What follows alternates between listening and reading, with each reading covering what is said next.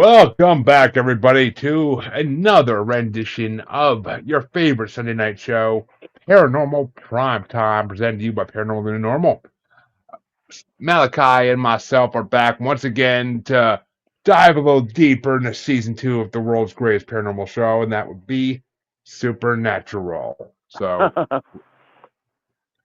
and I'm saying that's saying a lot for me because I'm an X-Files junkie, so that's saying a lot for me. But Yeah, a lot of supernatural shows out there right now. right now, Paranormal shows. back in these days, there wasn't that many, and that's why Supernatural was ahead of its time and was the godfather of all great, well, daddy of all great shows. X Files is the godfather of all great shows. And I hello, would I would Harley. give it that. And hello, Harley. And you still need to watch it. What the hell's wrong with you, girl? Jesus. I've never Uh seen it either. I've seen wait a minute, episodes, Harley. but Harley, you talking about X Files or Supernatural? I wasn't sure. I didn't think about that, but Scott has a point. I know Scott hasn't seen X Files, so I'm like, wait a minute. Oh, what's she talking about here? But yeah, I did a watch through of X Files. Oh, she's talking about Supernatural. Girl, get on the damn horse. Ride that horse. And then you're gonna see Sam. Then you're gonna see Sam and Dean. You're gonna want to ride one of them like every other woman in the world. So we'll see what camp you fall into, a Dean camp or a Sam camp. Because I've known women who love one or the other. But oh, you have seen X Files. All right, there you go. There you go. So you've seen the predecessor. But yeah, X Supernatural X Files walks so Supernatural can run. That's what it was. And Supernatural has that CW-ness to it. That's the only thing. X Files is yeah. pure. X Files is purely Fox procedural, so it's amazing. But Well, I it guess also to be fair, we'll get into a guest host of this episode that was in technically a paranormal show for the CW before Supernatural too. So that was one it? I All did right. watch. I'm not sure what show you're talking about, so we'll definitely get into it. But I know him from a more modern day show that he got famous doing. So but Oh well, no, I'm not. Okay, well, let's jump into it. let's jump into it because your time. It's your time, Scott. So which episode? Tell us about your episode. Fucking Okay, boy. season 2, I got episode 3, Bloodlust. I got bracket And brain. So yeah. we got the red. They're in Red Lodge, Montana. The writer of this one, I checked IMDb for this because I couldn't get like a straight Google, but it's saying Eric Kripke, Sierra Gamble, and Rael Tucker were all writers on this episode. And then the um. director, old Bobby Singer. Let's. Uh. It was directed. It was directed by Bobby Singer, according to the Supernatural Yeah, that's Wiki. what I said. Directed by Oh Bobby Singer. Written by yeah. all the three Oh, before. And probably. I think Eric Oh, Kripke just actually, he's the creator, right? Supernatural Wiki says written by Sarah Gamble. Yeah, that was in here. So I don't know how the hell Rayleigh Tucker got in there, but I think Eric Kripke probably just gets all the IMDb credits. Well, So yeah, he created it. So let's go with Sarah Gamble. I don't know about this Rayleigh Tucker lady.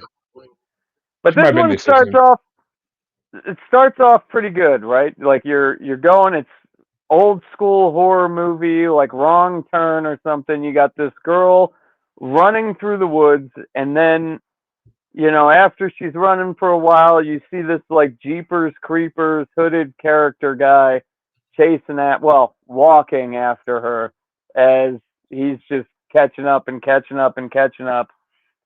And then she's just decapitated. So now you're left like, I have no idea what the fuck's going on in this episode. Then we flash to Dean and Sam riding in the Impala. And you're thinking this has got to be 5 years later after how fucked up that car was. Right? He didn't straighten the frame. They must have got a new one, or this is 5 years after their dad died. They weren't too Um, clear on that. Actually, it was not that long, but Yeah, I think it was a couple weeks, but there's no goddamn way he got that car looking that good within the year, dude. uh, Within the year. I don't know. But you didn't mention it, but in the previously on, they play "Wheel in the Sky" by Journey. Fucking amazing song. Still can't afford Led Zeppelin And yet. in that first scene with when they're driving the Impala, they play some Back in Black by AC/DC, so they can afford AC/DC apparently. Well, the lead singer died. They're going through their shit too. There's a cover band. A lot of shit's happened with AC/DC. But Dean is happy. He's got his baby back, and they're going on a case. And apparently, what they have to go off of is there's uh, mutilated cows and severed heads. So there was a couple decapitations and some mutilated cows. And next scene, they jump to them talking to the cop, and they're pretending they're from a newspaper, which later on they both don't remember the name of the newspaper, but they ask about the mutilated cows, and the cop's like, "You're fucking serious? Have you ever seen a cow die? The thing explodes after 48 hours. It looks like a surgical cut, and then gravity takes all the fluids down through the ground." Which is what the government has been saying for years about alien cattle mutilations, but that's the government making shit up. You know that. But then he says, I mean, that's just how gravity works, or it's Satan. Because Sam and Dean were like thinking this was some sort of satanic summoning shit. Where do we go here? Then they go to the mortuary, and Dean sees a J. I don't remember the last name, but he says John, but it's Jeff. Dr. Dorkin needs you. I thought that was pretty funny. Dr. Dorkin. Yeah, And it then was there's pretty funny. they're checking out the decapitated head of the girl, and they're going back and forth over who should open the bucket. And Dean makes it puts the lotion on the skin reference. Quite a Yes, few like Silence of the about Lamb that. references There's in quite a here. few. There's a lot of references in this whole episode to begin with. It's a very like what's Easter egg filled episode. Yeah. So then fucking Dean sees something. Sam thinks he's fucking with him, and then they open her lip again, and a fang comes out. And wasn't it? It was. They thought vampires were myths like 10 episodes Well, ago, right? because their father never told them because he thought they were killed off by hunters. Like we'll see, but Yeah, and this is the second time they've ever even encountered a vampire. yep. And you missed this actually, but I missed it too until I just saw this. There is a first in this episode in that opening scene. It's the first time Dean calls the Impala baby. I saw that in my trivia shit at the end, and then they referred to him calling it baby as him instead of her, and like there was Mm. some. I didn't write all that shit down though, but yeah, I guess that on Yeah, the I love that Sam's like, if you two want to get a room, I'll go make myself sparse. Like, yeah. Okay, so then we jump to them at the bar, and they're bribing the bartender, trying to find out, who like just moved into town, who's staying up late, like coming in, shady looking characters. And the bartender says the Barker family moved in about 6 months ago. And as they're doing this, you see a suspicious looking African American man in the corner drinking by himself, and then he disappears. So Sam and Dean are walking down the alleyway, and this man comes and follows them, and Sam and Dean get the upper hand on him, and they say, "Show me your teeth," right? They think he's one of the fucking vampires stalking them, and that's when you we know, find out that it's Gordon, which will show up you in the show later. which is kind of fucked up with this guy being African American. Because what do they think this is? A fucking slave auction? Like, oh my god! Like, Yeah. show me your teeth! Like, oh Jesus! I didn't think of that till now, even. But like, oh Yeah, my you god! thought of that, motherfucker. I didn't think I, of that. I just realized what you were saying. Show me your I just teeth. I just thought of it because I just watched a horror movie called Scared Stiff, where the beginning of it takes place in the 1700s, and they were doing that at the beginning of the movie. That's why I thought of it, because I just watched a movie with that in it. But Yeah. So then I can say that Gordon has a badass El Camino. And this is cut to Gordon's El Camino scene. Red El Camino, it's got this custom front hood with like an air vent to direct air into the carburetor, and then he opens his weapons fucking drawer slider. Slider, I guess, comes out from back of his seat. And you see all of his weapons, slides yeah, out, fucking cool looking car. similar to John's weapon cache, but not exactly the same. I swear to God, that's like, you've seen the movie Krampus, right? Like the highly produced one. Yeah, the one with Adam Scott. Yeah, of course. Yeah. I'm just a fucking sucker for that. Like in the Krampus scene where he, what does he call Lucille? No, Yep. it is Lucy. It's been But a when while he since. opens the back of the Hummer and he's got that fucking, like, I want one so bad. I don't know why the fuck I got plates all over the place. I should weld one up one of these days.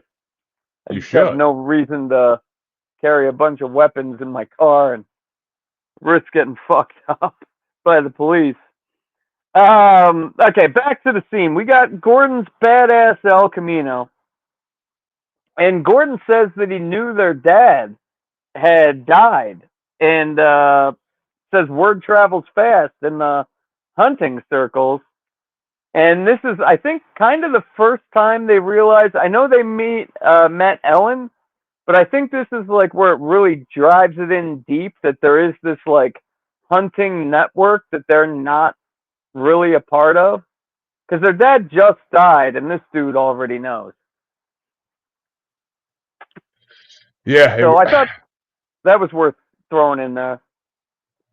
Oh, definitely. I mean, this episode's full of which. What do you know Sterling K. Brown from? I gotta ask, because Sterling K. Brown, folks, plays Gordon. What do you know him from?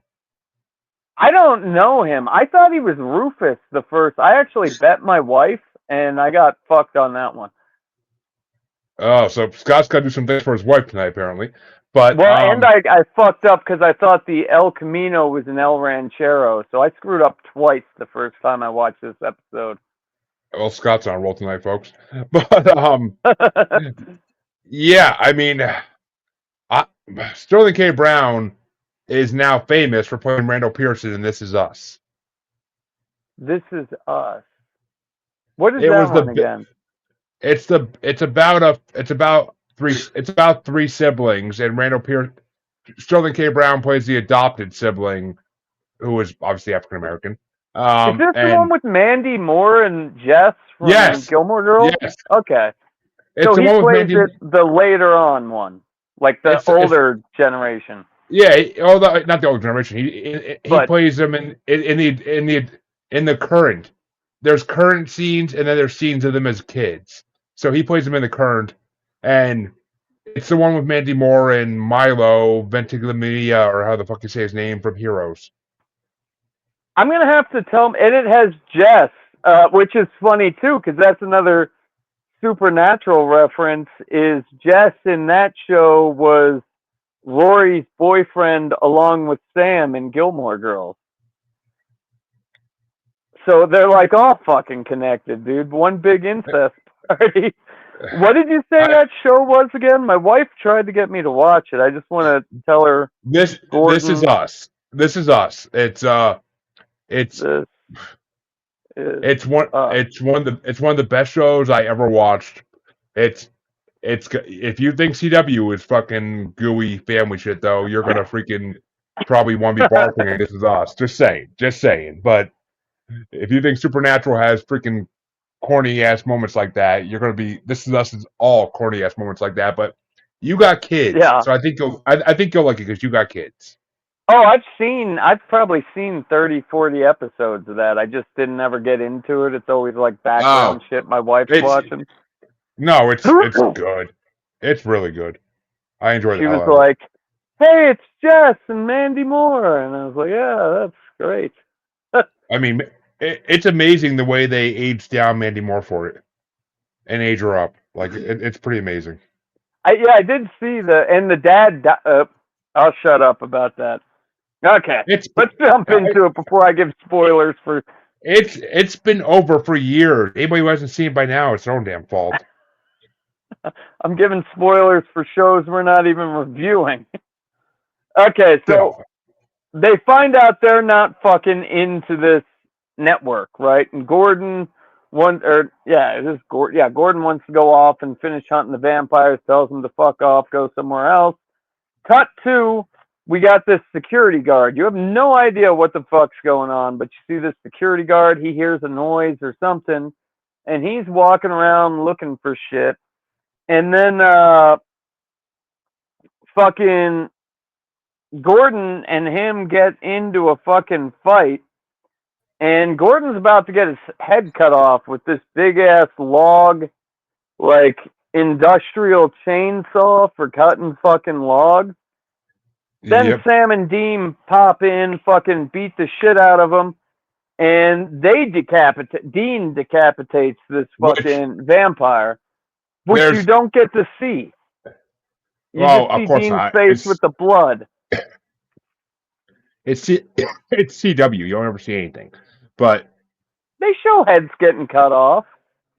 yeah, but that's with a freaking machete or with a freaking Reaper scythe. Like it's not I with with a freaking automatic chainsaw. Like, but here they had an error in this scene though as well, because uh-huh. when Dean kills him, the blood's sprayed on his face, mostly on the right cheek. But in the next shot, And then it was the gone. it's gone and the right cheek's almost clean. So they obviously redid the second part of the take and they cleaned him up first and didn't think about it before they did it. And there were a couple scenes in this specific show that had that. I didn't see any of that in like any of the Because other you're episodes I looked at, so I don't know if um this one was just more bloody than normal or yeah, we got like 12 seasons to go. I'm sure it'll happen again. well, no, I'm just saying like up until now.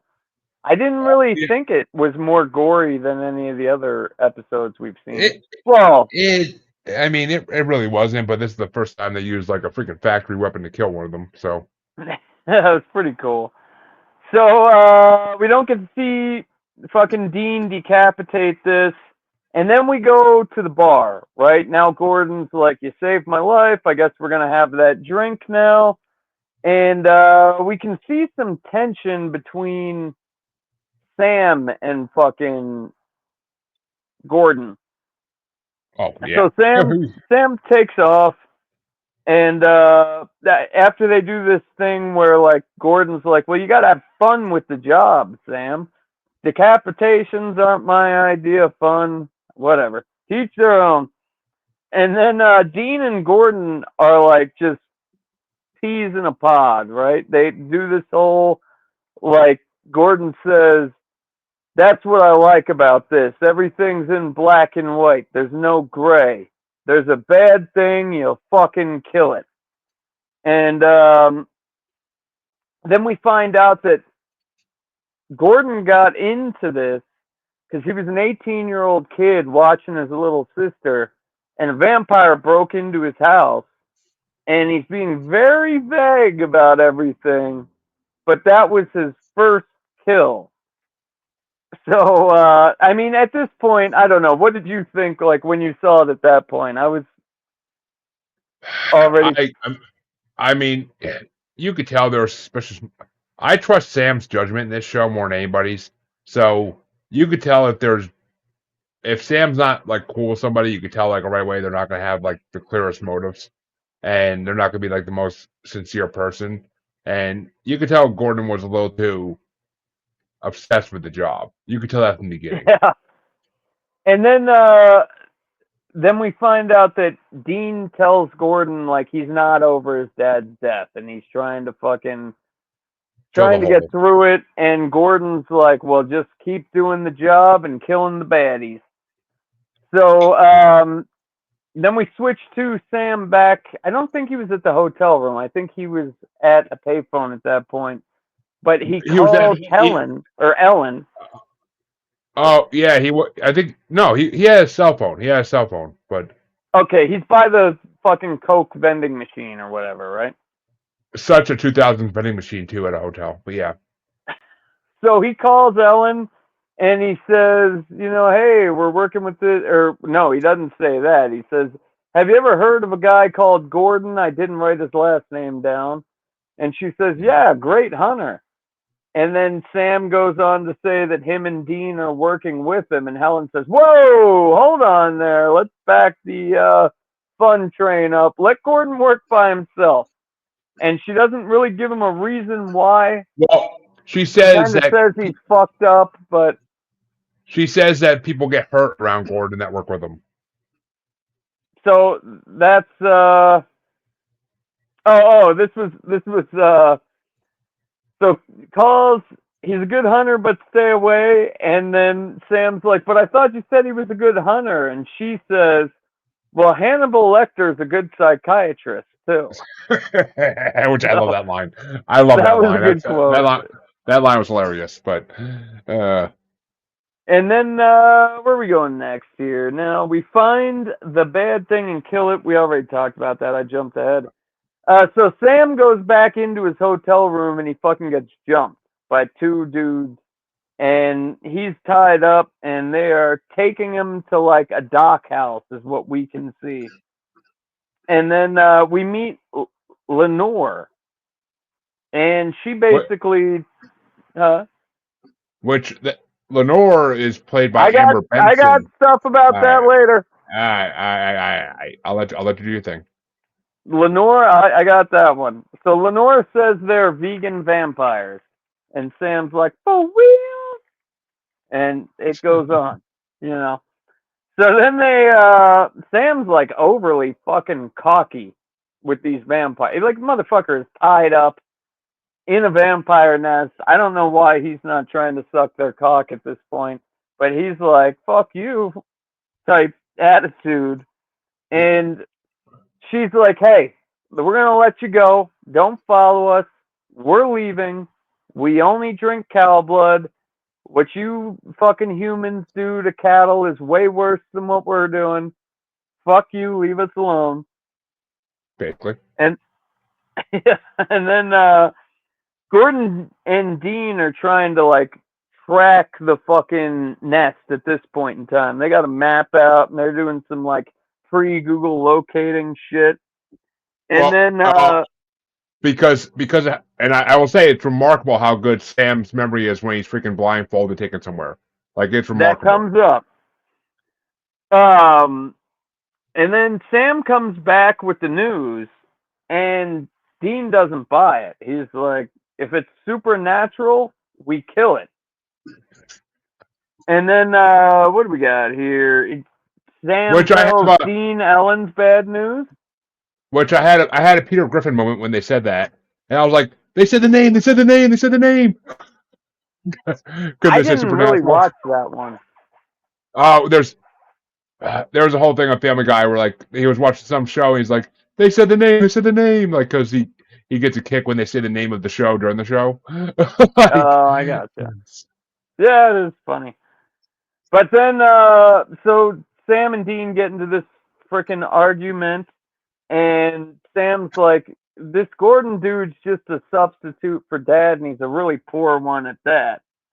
And then Sam gets a fist to the fucking face. And I don't know why Sam didn't just beat the fuck out of Dean right then, but he doesn't. He says, okay, you got that one. I get it. You're being a little tamp baby. But then after the fist to the face, they want to go fucking drive over there, and Gordon had left and they took their keys. So now Sam, after immaculately reconstructing his baby, has to hotwire this motherfucker. And then that's when we find out, like Jeremy said, Sam fucking counted the minutes across the bridge. We made a left turn. We did like some fucking I don't know if I could shit. do. I don't know if I could do that with a bag over my head. I don't know if I'd be able. I think I'd be freaking out too much to be able to do that. But I guess he's somewhat used to it at this point. Yeah, he was cocky when they like fucking were about to eat him. I didn't see that. I get showing like, yeah, fuck you. I'm gonna die. Fuck you. But when she was like, we're vegan, you would have been like, oh, okay, that changes things. I'm sorry. We'll leave.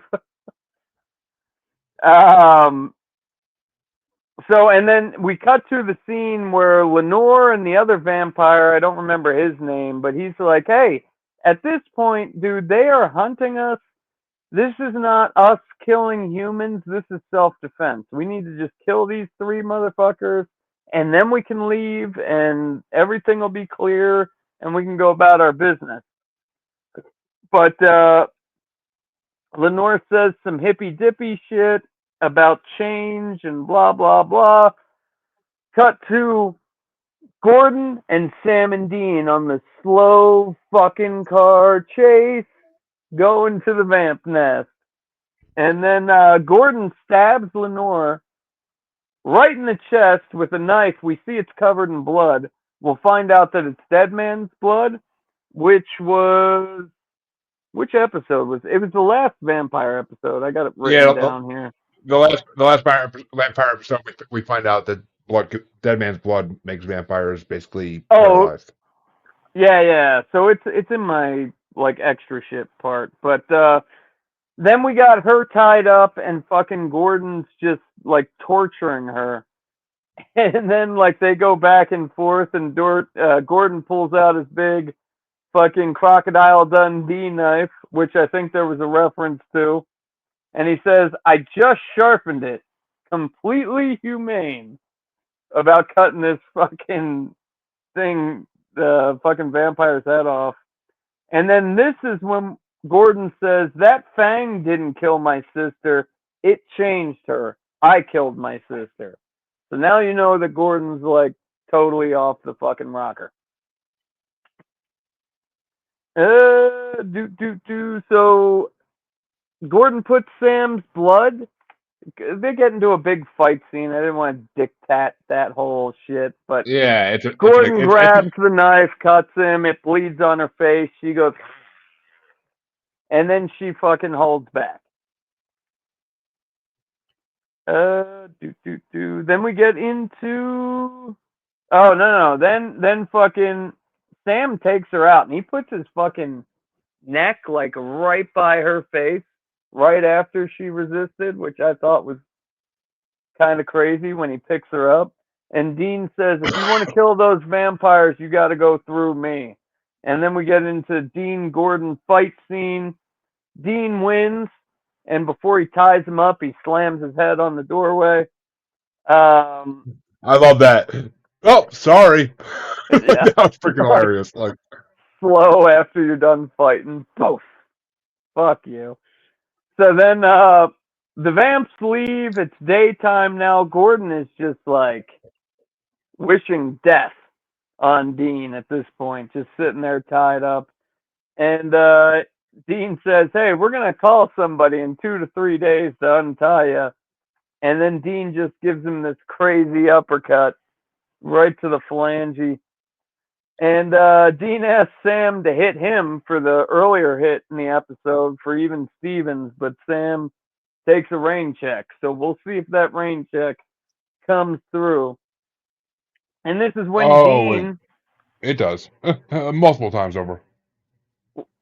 At this point, we think Dean is turning more into like a Gordon hunter, where he's just going to be this black and white hunter. There's no gray. And this is when Dean says, what if we killed things that didn't deserve it? And we're at this like really emotional part of the scene of Sam and Dean talking. and I would give it a gay meter of 3.5 out of 5. We will hit 5, probably 5.5 here as the seasons progress. The gay But meter will break. But the gay meter might reach 10, but that was only a 3.5 out of 5, and I gave it a 5 out of 5. I thought it was a great fucking episode. it is a 5 out of 5. I agree, and I don't. Do we see Gordon again? I am finding it hard to We recall do. that. We Okay. do see Gordon again. I remembered him, and I kind of mix him up with Rufus, but we do see Oh, Gordon again. He's like the fucking like Blade vigilante yeah. bad guy. I actually wanted to say that. I wanted to say that earlier. I want to be like, yeah, he's the fucking. He's he's a wannabe Blade. And then so the fucking Dead Man's Blood is a callback to season 1, episode 20, and the actual name of that episode was Dead Man's Blood, but that's where we found out about that shit. And then Lenore, this is the big one.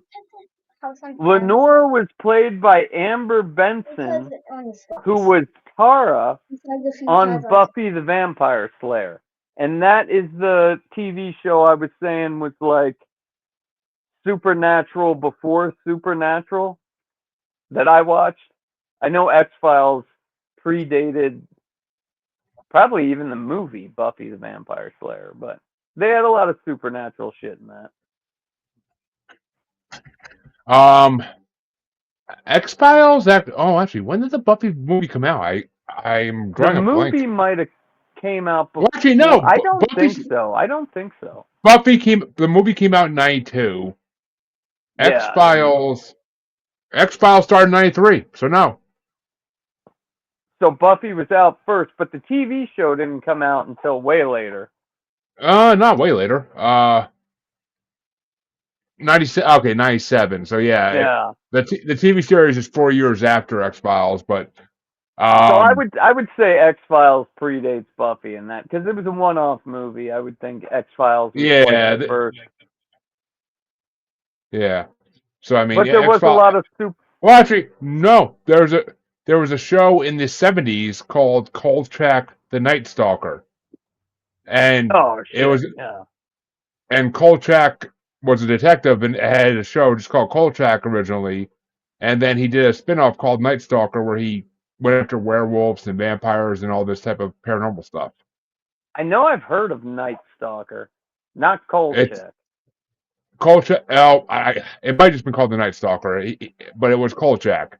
And I used to watch it on reruns when I was a kid on TV, and it was actually pretty good. Like I think I watched pretty much all of them, if not all of them, because it only ran for like a season or two. But it's the original paranormal. It's the original Supernatural X-Files. Like it's the original paranormal like cop show. But We should fucking do like a side quest. Watch that if you can even find it. Can't find you can, Daria on these goddamn streaming sites. yes, you can. Daria's on Hulu. Last I checked. No, I bought Hulu back in like 2017 so I could watch Daria, and like right before I finished, they took the shit off their It's on. streaming. It's on Pluto TV Another one for I don't free. got. Pluto's free. It has ads, but it's free. Really? I'll have to check that Pluto, out then. Pluto and Tubi are both free, and they both have amazing shows and movies. But they have the I've been ads. watching Home Improvement as I'm out here like making shit at night. Really getting into that. I got two more.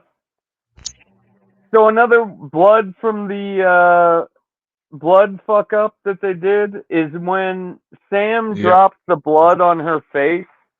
When he picked her up, the next scene, her face was completely clean. So, I mean, you'd have to be crazy to find that kind of shit out. You'd have to be OCD. You'd have to be watching it with Yeah. OCD. Like, my, And then the last thing I got for that one is the Impala got a new plate from Kansas, which I I saw don't that. know was the old plate would have been from Kansas too, because they're from Lawrence, right? But they had different plates throughout the whole show. That doesn't make a difference. And the number was CNK80Q3.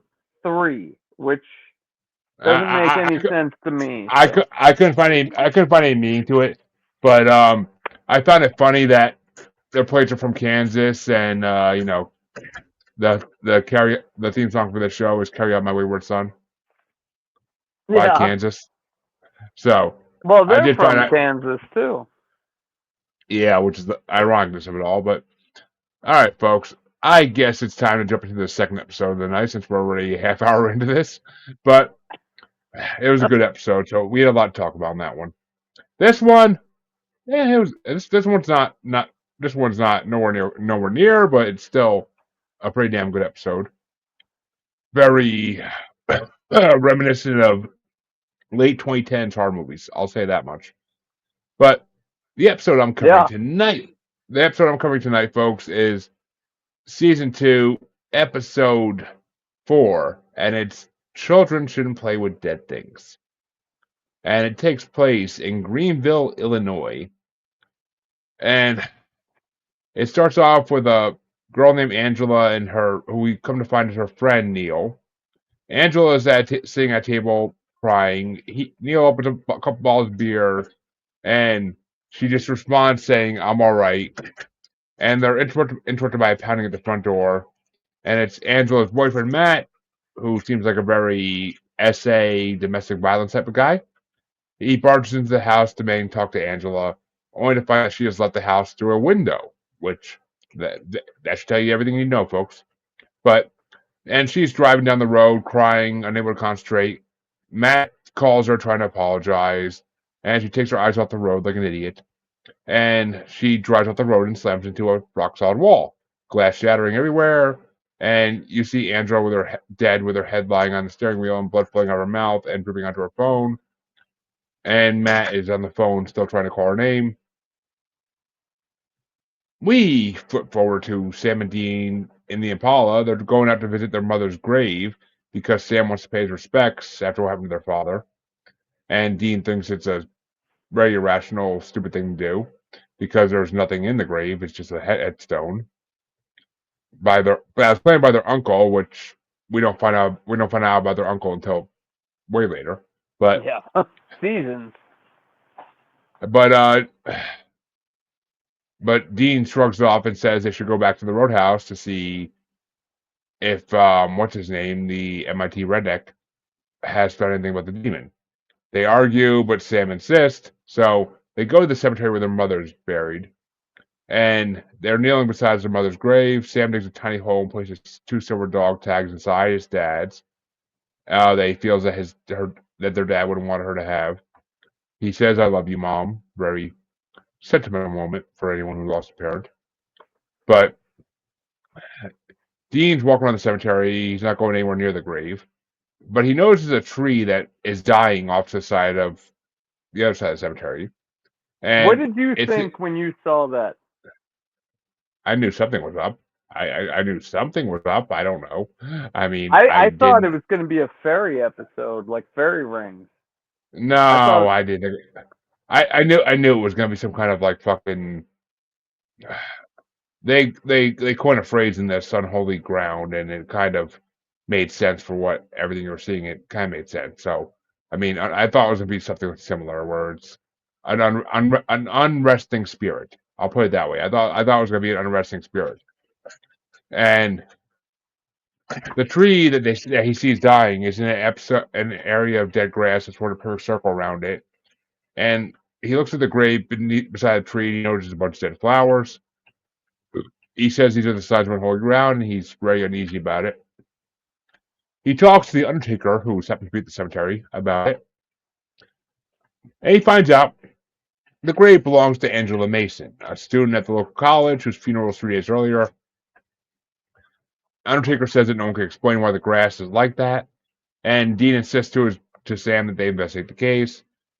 Sam finds it a little weird that Dean would stumble on a hunt like this, especially here, and he thinks Dean's just trying to be distracting to avoid his feelings. But he agrees to go with Dean to talk to the girl's father, who's a professor at the college.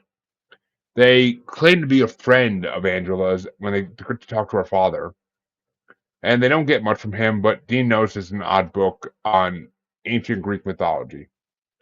And when Dean asked the doctor about it, he says he used the book to teach a course. And looking through they go back to the hotel and looking through their dad's journal back in the hotel. Dean is certain there's something going on, but they just can't find what it is. Well, and the And dad seemed innocent he when they were did, questioning him. he did. He didn't have like ulterior motives. But Sam confronts Dean, saying they thinks Dean is imagining a hunt, so he doesn't have to think about their parents. And Dean grabs his jacket and keys and storms out of the room. And they go back to Matt's apartment. A broken up Matt who was Angela's boyfriend. He's lying on the couch watching old videos of him and Angela, and he gets up to grab a beer. And we see the camera go towards plants that are suddenly withering and dying. And Matt sits back on the couch and pauses the video on a close-up of Angela. And while he's looking at the TV, he sees a reflection of Angela behind him. He turns around and screams as blood splatters all over the TV. We go back to Angela's house, which Dean's breaking into, and he encounters, which this made me laugh my ass off. He encounters her roommate, who just is like, "Who the fuck's this random dude in my house?" But he encounters her roommate and sits down to talk with her after telling her that he's Angela's cousin or something similar. And she tells him that Angela and Matt were a happy couple and there's no reason for the two of them to break up. And she tells her that now Matt is dead too. Apparently, he committed suicide the previous evening by slitting his own throat, which, as we all know, is damn near impossible. Yeah. But something's up. Switch back to the hotel, which is a very funny scene of Dean walking on Sam watching some Latino PRN. My kids out here on the Skin Porn. Channel. Yeah, my kids out here. And Sam quickly shuts off the TV like we all did when we were teenagers. And he tells Sam that Dean tells Sam that Matt cut his own throat last night and that he'd apparently been seeing Angela everywhere he went before he died. And he checked out Matt's apartment only to find a bunch of dead plants, just like in the cemetery, and a dead goldfish on top of that. And the only clue he has is Angela's diary, which he stole from her house. And they decide to talk to more of Angela's friends to find out what life was like between her and Matt. Back at Neil's house, Sam and Dean pose as grief counselors, which worst thing they could pose as because they were nowhere near sympathetic enough for that. I mean, Sam quote off. Dean, no. But Neil refuses to talk, but he does tell him that Matt's death did not occur out of grief, but out of guilt. Angela walked in on Matt having relations with another girl.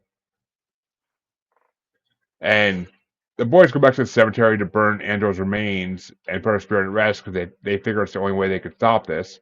But they dig up her grave, only to discover an empty casket, and we're dealing with a full Jennifer's body situation here.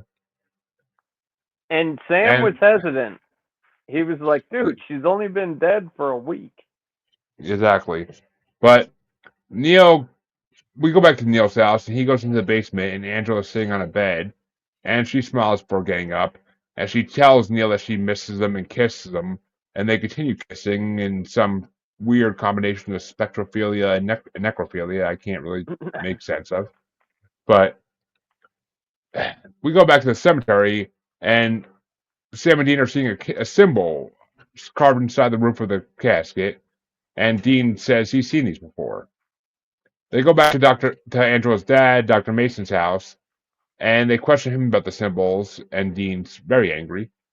Dr. Mason states that the symbols are part of a demonic ritual used for necromancy, and the ancient Greeks used these symbols for communicating with the dead, even bringing corpses back to life, as Dean says, full zombie action. And he starts accusing the doctor of using this ritual to bring Angela back to life and threatens him, yelling, "What's dead should stay dead," in a very pet cemetery moment. But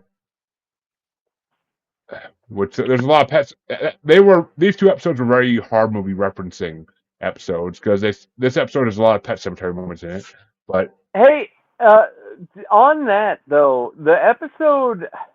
So I asked ChatGTP to see if I could get anything else out of my episode outside of the Supernatural wiki, and they were saying that Sam was throwing around. They said there were multiple Texas Chainsaw references, and I did not see Sam with the chainsaw. I mean, they had the big fucking thing, but I did not. I think fucking That's the only thing I Chat could think of. GTP's fucked. I don't know. I don't trust AI, but Yeah, don't trust AI, listeners. uh, just if you can hear it, my kids playing with those damn what do you call them? Flashbangs, whatever the hell you call them, poppers. Ah, the little. Now they call them like reindeer poop and. Yeah, they were the Easter Bunny brought her them the from his lair, but bunny poop, I Snap guess. him But in your dad's ear. yeah, she knows better. But Dean asks Dr. Mason demanding to know where he's hiding Angela. The doctor goes to call the cops, but Sam points out to Dean that Angela's not there because the plants in the house are healthy. And Dean storms out of the house. And once they're outside, Sam confronts Dean about the way he's been acting, trying to figure out what's wrong with him. And Dean straight up says, "I don't." And Sam says, "Dean, I don't scare easy, but man, you're scaring the crap out of me." And Dean, of course, being Dean, refuses to talk about anything and saying he can take care of himself. He Like a admits that man should. he admits he's being an ass, but that they have more important things to worry about. They have a zombie in their hands and they need to figure out how to kill it. And Sam just makes comments about how weird their lives are. Back at the hotel, they're trying to figure out a way to kill Angela, and Sam says it's impossible because there are hundreds of methods on how to kill zombies. They have no idea what's true and what's not. And although there's nothing common amongst all the methods, a few of them say silver might work. Says they need to find the person who brought Angela back to life. Dean believes that Neil's responsible. According to her diary, Angela wrote, "Neil's a real shoulder to cry on. He so understands what I'm going through with Matt." And Dean compares Neil to Ducky from Pretty in Pink, who was in love with his best friend, and mentions that Neil is Dr. Mason's TA, teacher assistant, and has access to all the same books. We go back to Neil's house. This is a very jumpy episode. We go back to Neil's house, and it appears to be empty, but the boys go in carrying their 9mm. They check the basement and realize that Angela has left after they see an empty bed sitting in the basement, which is strange enough. And as she might be going out to kill someone, Dean thinks that if there's anyone that Angela would want to kill, it would be her roommate Lindsay, because she might have been the one who got it on with Matt, as she was really torn up over Matt's death. They go to Lindsay's house, and she's looking at a photo of Angela and Matt, and she hears a noise at the front door. Angela comes in, attacking a shocked Lindsay with scissors. She takes 2 swings at Lindsay and misses both times horribly. And Lindsay kicks Angela to the ground in a very kung fu move, and causes the scissors to stab right through Angela's heart. Lindsay's in shock as she turns Angela face up, realizing what she's done. But Angela wakes up and grabs Lindsay by the throat with abundant force and pulling the scissors out of her breast. And right at that moment, Sam and Dean burst into the room, and they fire 3 bullets in the back of Angela's head and in one in her chest. She manages to escape out the window, and Dean follows, but soon returns exclaiming, "Damn, that dead chick can run," which was hilarious. And now we go to where we assume is Neil's office, and Sam and Dean come storming into the room, and they demand to know where he's keeping Angela. And Sam and Dean tell him that they have to perform another ritual, nailing Angela back into her grave bed. Looking at the dead plants on the desk, Dean realizes that Angela is not at Neil's house, as he told Sam and Dean, but in the room, advises Neil to get out as quickly as possible and not make her mad, which he should have listened to. And Sam and Dean leave. Angela comes out of the closet and shows Neil all the wounds in her body from the silver bullets, and he finally comes to grips with everything he's done. And she wants him to take her to the cemetery, and together they'll kill Sam and Dean so they can live a life of happiness together. Neil runs out of the room to get to the car, but Angela figures out pretty fast, catches up to him at his car, and breaks his neck. He should listen to Sam and Dean, and left with them. But we go back to the cemetery for the big final moment, and they light candles around her grave bed, waiting for her to arrive. And they use Sam as bait, which was hilarious, to lure her back into her grave. Angela sneaks up behind Sam. Hearing her, Sam turns around and fires a direct shot into her forehead. And she's now an extremely pissed off zombie. She sprints after Sam, knocking him over and injuring his hand severely. Dean, right behind him, fires a shot into her chest, causing her to fall directly into her grave bed. Dean heroically jumps in a very action hero move and stabs her in the chest with a long nail stake and says once again, "What's dead should stay dead." Like Herman Munster in the cemetery. And the next morning, finally, they are completely done reburying Angela's corpse. They head back to the Impala, and Dean glances for a second at their mom's grave. The last scene shows them in the Impala on the road, and Dean pulls off to the side of the road, gets out of the car, and sits in the hood. And for the first time, and he opens up to Sam in a very, what Scott would call a gay moment, and tells him what he's feeling. He tells Sam he believes he should have died at the hospital after the crash, and that John somehow changed places to bring him back. And we realize the reason that he kept insisting that was that should stay dead is because of that. And in the very final scene, he's crying, saying to Sam, "So tell me, what could you possibly say to make that all right?" And Sam has nothing to say as they just sit brokenly on the hood, staring out into the distance. Did we break the gay meter? Not quite yet. Not quite yet. And this is also a first for zombies on this show.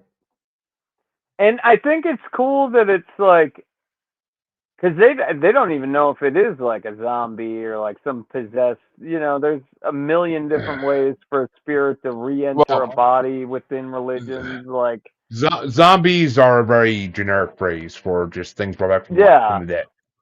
But it is cool because they don't know how to deal with this fucking thing because it's not very like they don't know how the hell her soul got or her corpse got reanimated, so they can't fucking like kill it right away. So they have to hunt for the way to kill it. But the title of this episode, "Children Shouldn't Play with Dead Things," is a reference to the movie of the same name from 1972. I haven't seen that one yet, but I kind of want to. Yeah, I gotta watch that one. And apparently Jared or Sam broke his arm in the previous episode when he got hit in the head with a telephone. He broke his arm in that process, so he had to go without a cast for the rest of the filming of this episode. And in the scene in the cemetery, when you see him carrying a shovel, it's actually a shovel used to keep his arm stable and immobile. So they had to rewrite a lot of this episode so Sam wasn't using his arm. I don't remember him getting hit in the head with a telephone, do you? And how the hell do you break your arm getting hit in the head with the telephone? Falling afterwards. And it's when he gets hit in the head with the motel telephone in his room when the vampires are kidnapping him. Oh, okay. So there's like people jumping on him and shit. Yeah. But and the dead tree seen in this episode in the cemetery was in the crew of the show inherited from the Exorcism of Emily Rose set in 2005. Damn, that movie's that old? Yeah. And it's also the dead tree. It's also the dead tree that played prominently in season one episode Scarecrow. Man. We're old, my friend. Yeah, you telling me that I was in high school when that movie came out, so yeah. But when Sam puts his father's dog tags as mother's tombstones, if you read them, it says Winchester John 306-00-3894, type AB, non-religious. Just non-religious. Interesting facts. What do the numbers mean? Did you find anything about that? No, I think that's just like a military type number, but you gotta start putting this shit into ChatGPT and tell me what is the occult reasoning behind this.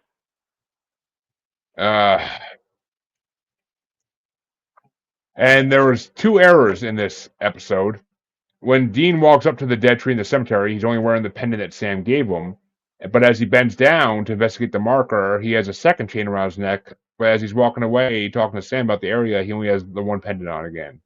So apparently that was like 3 different scenes cut together. How do you fuck something like that up? That seems just not maybe his own personal chain or some shit. I don't know. I don't know how acting's done. But after Angela crashes her car, the close-up on her blood-soaked phone shows that she is on a TELUS network, TELUS.